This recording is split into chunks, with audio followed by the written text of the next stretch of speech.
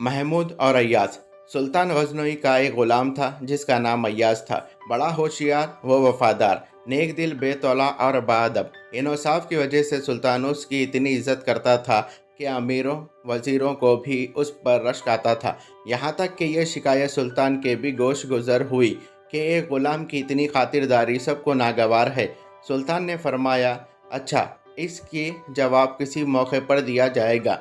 कुछ अरसे बाद एक रोज़ सुल्तान अपने अमीरों वजीरों, मुसाहिबों और ग़ुलामों को हमरा लेकर सैर व शिकार के लिए निकला। जब वक्त गर्म हो गया तो शाही गर वो एक बाग में ठहरा और सब आदमी अपने अपने काम में मसरूफ़ हो गए।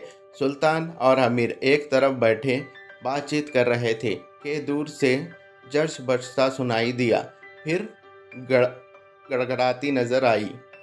Thank you. Watch full story on my channel.